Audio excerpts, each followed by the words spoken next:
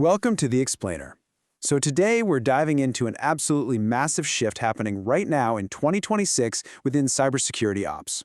The way we defend our digital borders, it's being completely rewritten. I mean, minor tweaks to legacy systems just aren't cutting it anymore.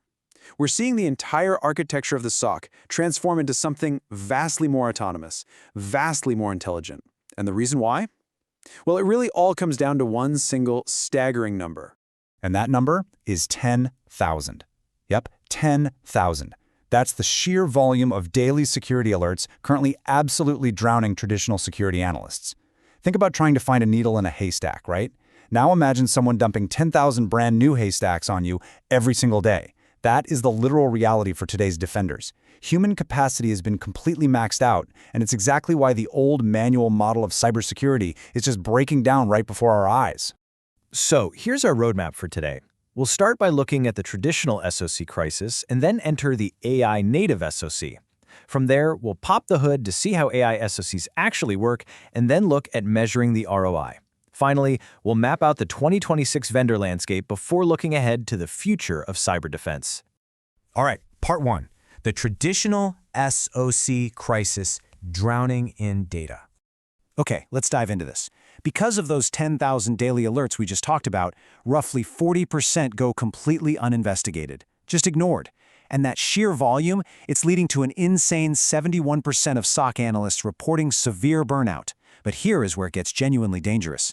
Manual triage means analysts are spending over 15 minutes per alert, which pushes average threat dwell times up to 56 minutes. Look, in a world where a phishing attack can exfiltrate highly sensitive data in under an hour, a 56-minute delay is, well, it's a catastrophic delay. In fact, ignored alerts are linked to 60% of all organizational breaches. This manual slog isn't just exhausting, it's literally costing companies their data. Which brings us to part two. Enter the AI native SOC, a paradigm shift. And to be crystal clear, we are not talking about a minor software update or some fancy new dashboard layered on top of old tools. We're talking about a fundamental re-architecture of cyber defense. Let's look at the evolution and see how this builds over the last few decades. If you look back at the 2000s, step one was the SIEM, basic log aggregation. Then by the 2010s, step two brought us EDR and XDR for endpoint visibility. But now, in 2025 and beyond, step three is the AI-powered SOC. We have officially entered the era of autonomous response. The tech isn't just flagging issues for humans to fix anymore. We're talking about intelligence embedded into every single layer to handle detection, investigation, and response completely on its own. And the contrast here is super sharp. In a traditional SOC, you've got manual triage taking hours, sometimes even days to respond, which is exactly what drives that massive analyst burnout. But on the flip side, with an AI-native SOC, autonomous level 2 triage brings those response times down to literally seconds or minutes. Seconds. So instead of burning out, human analysts are actually upskilled. They get to focus on proactive threat hunting in the really complex cases. It completely shifts your baseline from a reactive manual slog to a proactive, highly scalable defense system. Okay, part three, how AI SOCs work under the hood. Let's visually demystify how these platforms actually operate. If we trace the data flow in an AI-native architecture, you'll see raw telemetry from endpoints, the cloud, your network, identity systems. It all pours right into a vendor-neutral data pipeline. It gets routed, it gets enriched in that unified data lake, and then moves directly into the AI and machine learning analytics layer. But here is the actual magic. Instead of just dumping all of that onto a human's desk, it gets routed to the autonomous SOC agent team. This is not just some basic filter. It's a hyper-automated SOAR platform that orchestrates micro-responses right at the edge, using a continuous feedback loop so it actually understands exactly what it's looking at. The absolute crucial point to grasp here is what's actually powering that SOC agent team, and that is agentic AI. We are not talking about a basic chatbot where you type a prompt and it summarizes a log for you. No way. Agentic AI refers to multi-agent systems that actually collaborate. They can autonomously handle up to 90% of Tier 1 tasks. So you might have one agent handling threat hunting, a totally different one managing vulnerabilities, and maybe a third investigating phishing, and they are all working together to perform deep, Level 2 investigations without needing a human to approve every single step.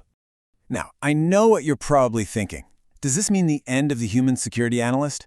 Well, a cybersecurity delivery leader at a top consulting firm put it really well.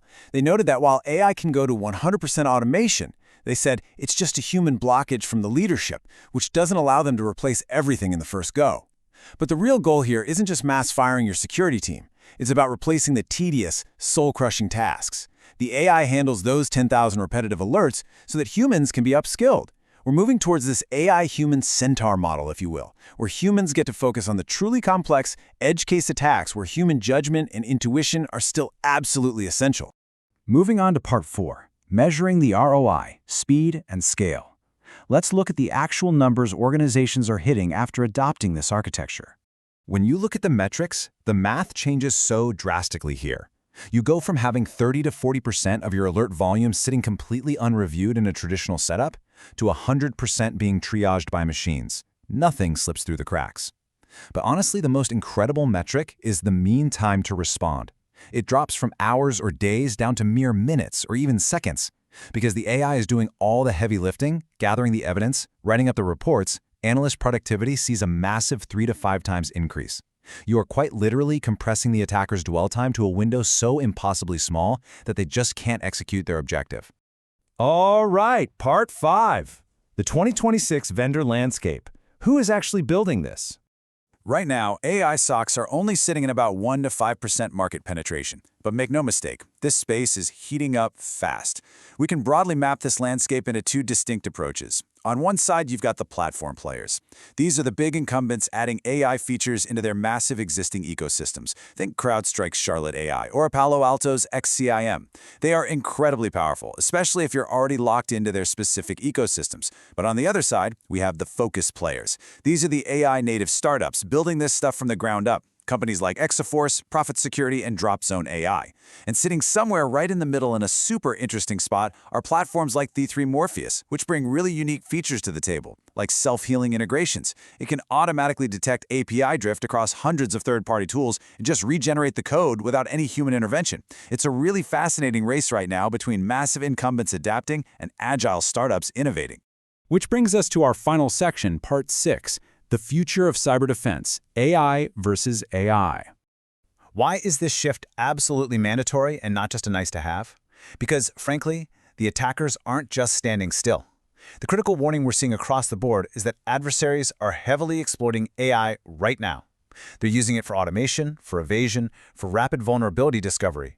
They're out there generating zero-day exploits and polymorphic malware at machine speeds. So SOCs are officially becoming AI versus AI environments.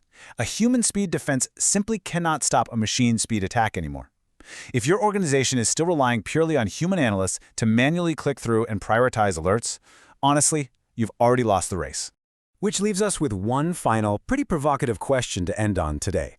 Are you ready for an AI versus AI environment? It is definitely time to deeply consider your own organization's readiness for the future of cybersecurity.